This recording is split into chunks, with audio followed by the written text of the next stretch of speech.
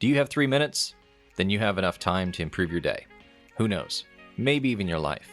And if you've got 5 minutes, then I ask that you pause and go ahead and leave a review. They mean the world to me. All right, without further ado, let's go ahead and dive into today's 3-minute thought.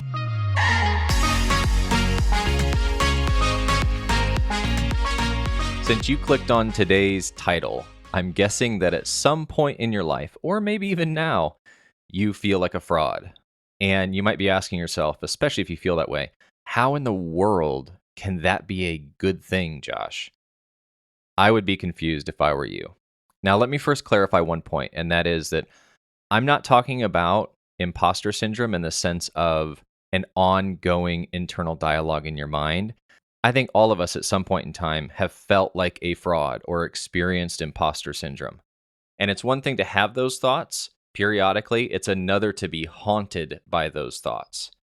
And when you don't realize that it can be a good thing, then it could actually send you into a downward spiral and hinder your process in whatever it is that you're pursuing, whether it's your career or public speaking or being a good dad or husband.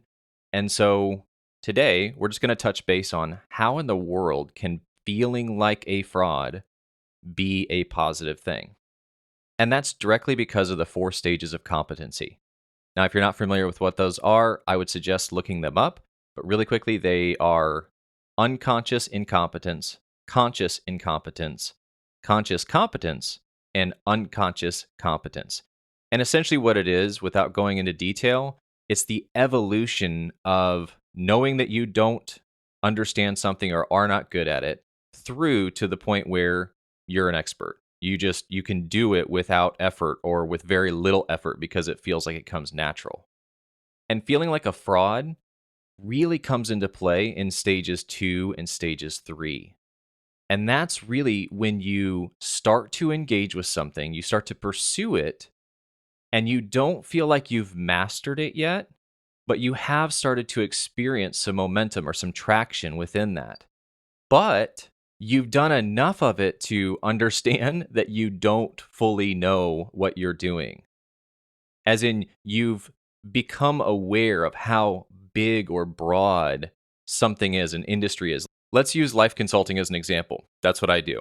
And I would say that I'm at stage 4. But there was a time when I didn't even value understanding your inner world or being connected to your heart and your emotions or any of that. So I was at stage 1. I was unconscious and incompetent.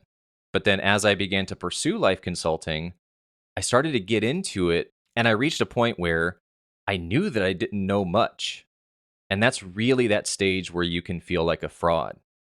But just understand that that is a natural evolution of pursuing something new or growing in that competence.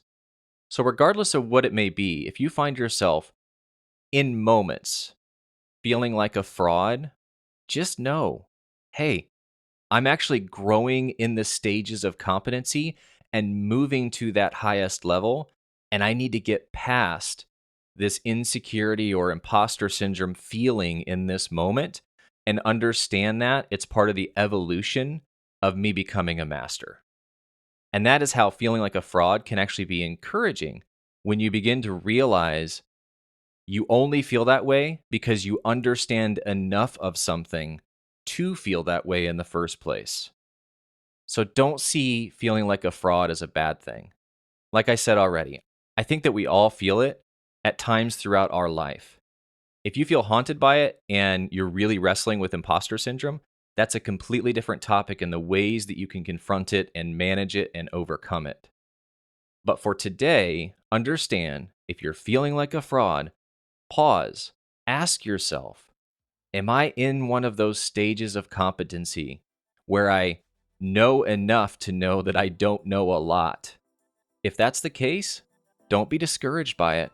Be encouraged and understand that you're on your way to mastering something.